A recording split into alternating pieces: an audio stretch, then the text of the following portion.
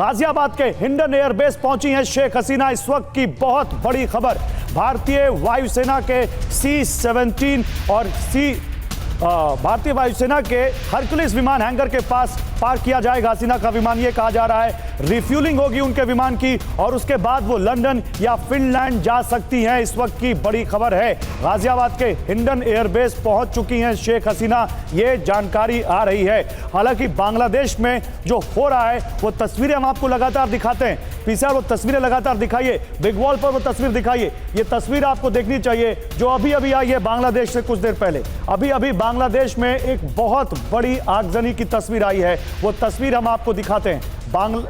बांग्लादेश में एक इस वक्त तख्ता पलट के बाद वहां की प्रधानमंत्री इस्तीफा देने के बाद शेख हसीना लंदन जा रही हैं या फिनलैंड जा रही हैं। हालांकि इस वक्त वो गाजियाबाद में भारत में मौजूद हैं, हिंडन एयरबेस पर उनका विमान मौजूद है ये बताया जा रहा है और वहां पर वो रिफ्यूलिंग के बाद लंदन की तरफ जाएंगी, ये जानकारी सामने आ रही है।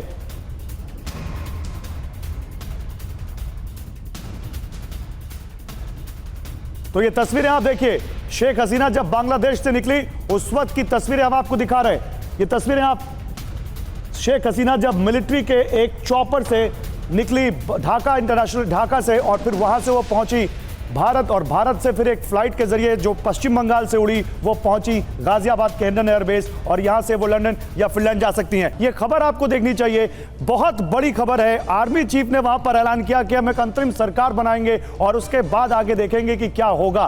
क्यों? क्योंकि बांग्लादेश में अब हालात खराब हो गए। इस बीच एक और बड़ी खबर आ रही है, बांग्लादेश में देखिए बॉर्डर पर बीएसएफ ने सुरक्षा बढ़ा दी है। ये ब्रेकिंग न्यूज आ रही है। बीएसएफ लगातार बॉर्डर गार्ड बांग्लादेश के संपर्क में है। इंटीग्रेटेड चेकपोस्ट पर आवागमन बंद हो चुका है। बांग्लादेश की सीमावर्ती सड़कों पर कर्फ्यू के हालात हैं। जवानों को भारत बांग्लादेश सीमा पर हाई अलर्ट पर ड्यूटी करने के अहम निर्देश दिए गए हैं। बीएसएफ के सूत्रों के हवाले से ये खबर आ रही है। एक खबर और जल्दी से फिर अपने पैनलिस्ट के पास चलते हैं। देखिए बांग्लादेश के आर्मी चीफ का बड़ा ऐलान, बांग्लादेश में अंतरिम सरकार बनाएंगे, यह वहां के आर्मी चीफ ने कहा है।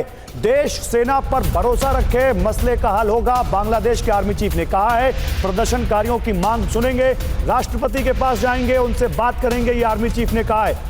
देखिए इस पर बात करने के लिए मेरे साथ कौन कौन है, वो शॉर्ट सारे चलाते रहिए पीसीआर जो आज बांग्लादेश से आए हैं। मेजर जनरल रिटायर्ड संजय मिस्टन सर हैं हमारे साथ as defence expert, major general GD Bakshi sir हैं as defence expert, Pinak Ranjan Chakravarti sir हैं, फॉर्मर एम्बेसडर हैं और जहां तक मेरी जानकारी है वो बांग्लादेश में भी सर्व कर चुके हैं, और संजय भारद्वाज हैं इंटरनेशनल अफेयर्स एक्सपर्ट हमारे साथ। आप सभी का बहुत स्वागत है। लेकिन जनरल बख्शी, पहला कमेंट आपसे, क्या हो रहा है सर बांग्लादेश में और अब बांग्लादेश का क्या होगा?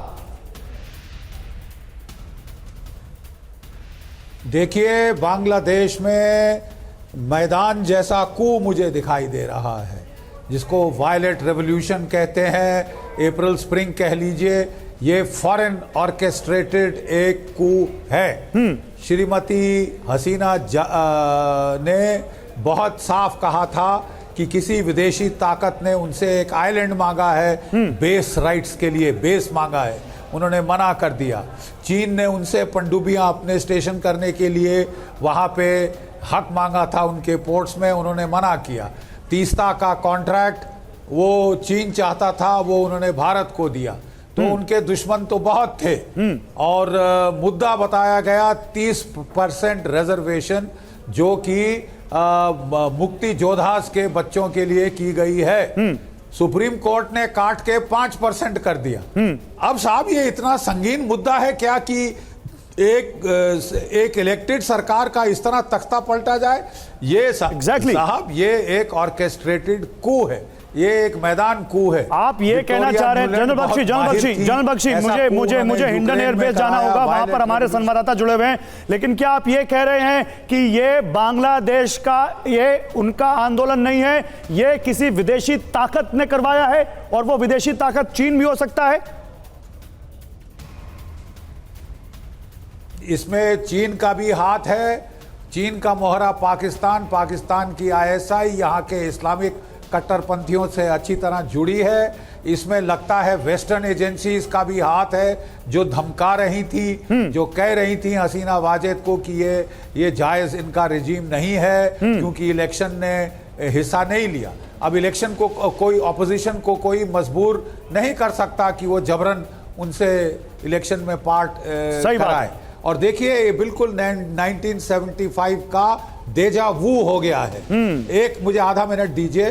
1975 का डेजा वू हमें याद है, तब जो है इनके फादर मुजीबुर रहमान साहब के बरखिलाफ, बंगबंधु के बरखिलाफ एक कू वहां होने वाला था। हमारी इंटेलिजेंस को भनक लग गई, उन्होंने एआरसी का हेलीकॉप्टर भेजा था। वो उनको निकाल तस्वीर के है, वो लाने के तस्वीर लिए, दिखाइए, वो उनकी जो जान 3V में की दिखाइए। सुरक्षा के लिए। हाँ, दिखाइए, लेकिन दिखाइए। बंगबंधु नहीं माने और बड़ा ट्रैजिक वहां पे उसका डिनाउमेंट हुआ।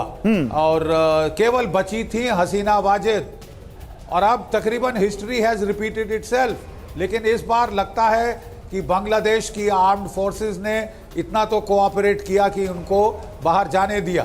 हालांकि कल उन्होंने कहा था कि हम लोगों के साथ हैं, हम रेजिम के साथ नहीं हैं। ठीक है। और अब उन्होंने आर्मी चीफ ने बोला है कि अंतरिम सरकार आएगी। और ये अंतरिम सरकार अंतरिम भी रहे तो ठीक है, क्योंकि पक्की सरकार अगर लाने की कोशिश की गई तो वो कू होगा। वो कू होगा। ये बड़ी बात कही आपने सर। जनरल बख्शी आपने बड़ी बात कही है कि अंतरिम सरकार ही रहे, लेकिन अंतिम सरकार में कौन शामिल होगा,